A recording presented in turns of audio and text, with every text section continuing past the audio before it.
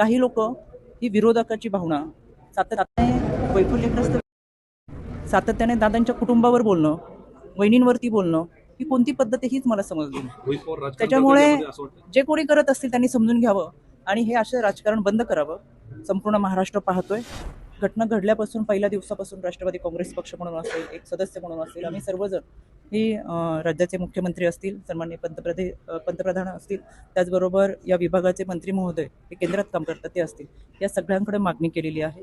आणि केवळ यांनाच नाही तर महाराष्ट्रातल्या प्रत्येक माणसाला असं वाटतं जे काही घडलंय ती सत्य परिस्थिती समोर यावी आणि त्या दृष्टिकोनातून तपास व्हावा.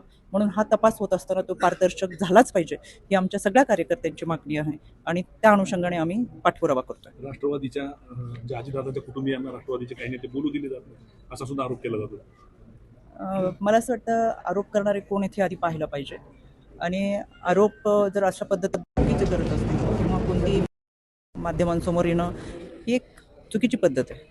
यामध्ये आपण पाहतोय आदरणीय सुनेत्राबाईंनी चौथ्या दिवशी त्यांनी उपमुख्यमंत्री पदाची शपथ घेतली, राष्ट्रीय अध्यक्ष म्हणून त्या विराजमान झालेत, पारदादा राज्यसभेची त्यांना उमेदवारी दिलेली आहे. हे सगळं करत असताना आदरणीय दादांच्या कुटुंबासाठी आणि खऱ्या अर्थाने हे वारसदार आहेत यांच्यासाठी हे केलं जात आहे. खरं तर दादा गेल्यानंतर त्यांची मानसिकता आपण समजू शकतो. एका माऊलीचं सगळ्यात मोठं दुःख पतिनिधनानंतर असतं, तरीसुद्धा धीरोदत्तपणे त्यांनी जनभावना लक्षात घेऊन समाजसेवेचा वारसा पुढे चालवण्यासाठी त्या खंबीरपणे आपलं दुःख बाजूला ठेवून उभ्या राहिल्या. प्रत्येक वेळेस त्या बोलण्याच्या मनस्थितीत असतील किंवा असू शकत नाही, हे आपण आपल्या कुटुंबामधून अनेक गोष्टी जवळून पाहिलेल्या असतात, याची जाणीव आपल्या सगळ्यांना आहे.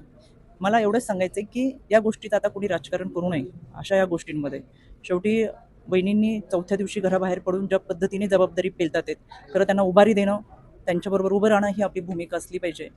पण काही लोक ही विरोधकाची भावना सातत्याने वैफल्यग्रस्त सातत्याने दादांच्या कुटुंबावर बोलणं, वहिनींवरती बोलणं ही कोणती पद्धत आहे हीच मला समजली नाही. रोहित पवार राजकारण करतात त्याच्यामुळे यामध्ये असं वाटतं. जे कोणी करत असतील त्यांनी समजून घ्यावं आणि हे असं राजकारण बंद करावं.